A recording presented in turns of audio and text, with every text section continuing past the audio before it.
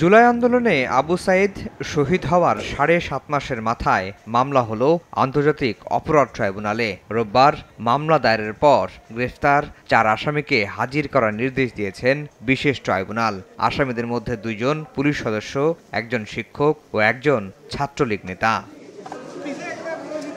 আবু সাইদের মৃত্যুর পর আন্দোলন দাবানলে পরিণত হয় সারা দেশে।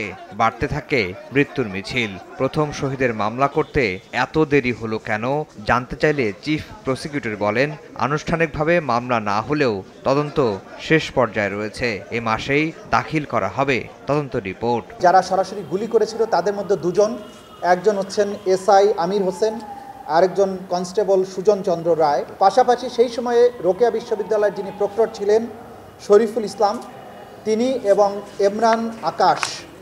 এমরান চৌধুরী আকাশ, ছাত্রলীগের বেগম রোকেয়া বিশ্ববিদ্যালয়ের তদানীন্তন সাধারণ সম্পাদক, আগামী ৯ এপ্রিল তাদেরকে এই ট্রাইব্যুনালে প্রডিউস করার জন্য নির্দেশ দিয়েছেন। যেহেতু আবু সাইদের ঘটনাটি তদন্ত প্রায় সমাপ্ত হয়ে গেছে, ৯ এপ্রিলের মধ্যেই আমরা আশা করছি আবু সাইদের ঘটনার তদন্ত রিপোর্ট এই আদালতে দাখিল করা সম্ভব হবে। এর আগে আবু সাইদ হত্যার ঘটনায় শেখ হাসিনাকে প্রধান আসামি করে ট্রাইব্যুনালে অভিযোগ দাখিল করেছেন তার পরিবার। অ্যাডভোকেট তাজুল ইসলাম বলেন, শেখ হাসিনার বিরুদ্ধেও জুলাই আগস্টের গণহত্যার তদন্ত শেষ হচ্ছে এ মাসেই। প্রধান আসামি শেখ হাসিনা সহ তার নির্দেশেই গোটা বাংলাদেশ জুড়ে এই অপরাধ সংগঠিত হয়। আমরা আশা করছি এই মাসের মধ্যে শেখ হাসিনার বিরুদ্ধে যে তদন্ত রিপোর্ট সেটা আমরা পেয়ে যাব। জামায়াত নেতা এটিএম আজহারুল ইসলামের রিভিউ শুনানিতে অংশ না নিয়েও তাকে জড়িয়ে খবর প্রকাশকে উদ্দেশ্য প্রণোদিত বলে মনে করছেন আন্তর্জাতিক অপরাধ ট্রাইব্যুনালের চিফ প্রসিকিউটর।